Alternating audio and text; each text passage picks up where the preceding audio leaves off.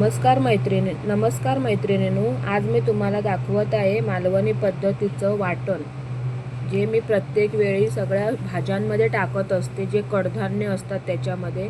तर चला तुम्हाला आज मी त्याची रेसिपी दाखवते. त्यासाठी मी इथे कांदा घेतलेला आहे बारीक चिरून, उभा चिरायचा आहे. आलं घेतलेलं आहे, इथे मी लसूण घेतला आहे आणि इथे मी हे पाव किलो सुकं खोबरं घेतलं आहे. हे आपण व्यवस्थित पहिल्यांदा कांदा आणि अद्रक भाजून घेऊया आणि त्यानंतर आपण कांदा भाजून घेऊया.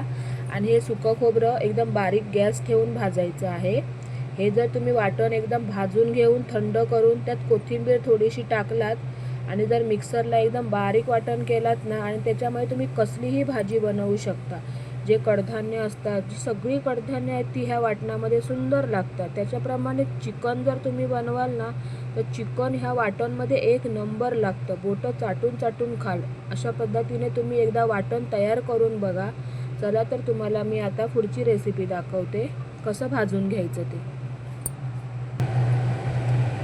त्यासाठी इथे मी गॅसवर एक भिड्याचा तवा ठेवून घेतला आहे. हा माझा भाकरीचा तवा आहे. तो व्यवस्थित कपड्याने, स्वच्छ कपड्याने व्यवस्थित पुसून घ्या. हा तवा एकदम गरम झालेला आहे.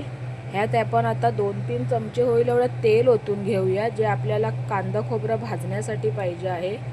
इथे मी अंदाजे 2 ते 3 चमचे तेल ओतून घेतलेलं आहे. तवा भरपूरच गरम झाला आहे. खोबरं भाजताना पहिला तवा गरम करून घ्यायचा आहे आणि नंतर तो बारीक फ्लेम ठेवायची आहे, नाहीतर खोबरं करपून जाईल तुमचं. आता आपण ह्यात आलं टाकून घेऊया. बघा, तवा जास्त गरम झालेला आहे. आलं आणि लसूण हे व्यवस्थित भाजलं गेलं पाहिजे, नाहीतर त्याचा उग्रट वास येतो वाटणाला. बघू शकता. आता आपण हे व्यवस्थित ढवळून घेऊया. बघा, इथे मी थोडा वेळ 2 ते 3 मिनिटासाठी कांदा आणि आलं आणि लसूण भाजून घेतलेला आहे. आता ह्यात आपण जो बारीक कांदा चिरलेला आहे तोही टाकून घेऊया.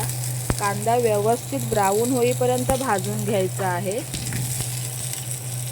त्यामुळे थोडीशी आपली गॅसची फ्लेम फास्ट करायची, एकदम फास्ट नाही करायचा, नाहीतर एका मिनिटामध्येच कांदा खूप करपून जातो. थोडं मीडियम ठेवायचं आहे आणि ब्राऊन होईपर्यंत भाजून घ्यायचं आहे कांदा. हे बघू शकता, ह्या आलं लसूणमध्ये कांदाही ब्राऊन होत आला आहे. हे जास्त करपवून घ्यायचं नाही आहे, थोडासा ब्राऊन होईपर्यंतच ठेवायचं आहे. आता आपण हे थंड व्हायला काढून घेऊया.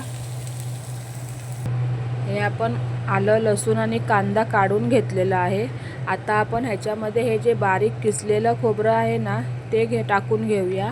गॅसची फ्लेम एकदमच स्लो ठेवायची आहे, कारण हे सुकं खोबरं आहे, ते करपू शकतं. त्याच्यामुळे गॅस एकदम स्लो ठेवायचा आहे आणि एकदम स्लोवरच हे 2 ते 3 मिनिटामध्ये भाजलं जातं सुकं खोबरं. बघू शकता, सुकं खोबरं पटकन भाजलं जातं, त्यामुळे ते कंटिन्यू ढवळत राहायचं आहे, नाहीतर खाली लागू शकतं.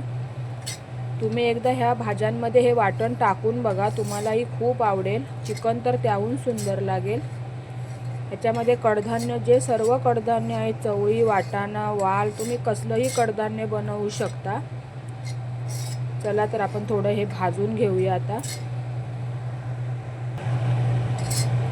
बघू शकता, हे सुकं खोबरंही छान भाजलं गेलं आहे. आता जे आपण कांदा, लसूण, आलं हे भाजून ठेवलेलं आहे, त्याच्यामध्ये हे वाटणही आपण टाकून घेऊया. बघा, जरी गॅसची फ्लेम तुम्ही तुम्ही जर खोबरं ढवळायचं बंद केलात ना, तर तुमचं खोबरं इथे करपू शकतं. त्याच्यामुळे हे कंटिन्यू खोबरं भाजत राहायचं आहे. तर चला, आता आपण हे खोबरं भाजून झालेलं आहे. हे आता आपण त्या आलं लसूणमध्ये टाकून घेऊया. आलं लसूण कांदा जे भाजून घेतलं आहे त्यात बघू शकता, छान असं ब्राऊन होत आलं आहे. हे जास्त करपवायचं नाही खोबरं, नाहीतर ह्याला उग्रट वास येणार आहे करपल्याचा. चला तर मग बघा, माझी रेसिपी कंप्लीट झालेली आहे. जर माझी रेसिपी आवडली असेल तर लाईक करा, शेअर करा आणि सबस्क्राईब करायला विसरू नका. थँक्यू.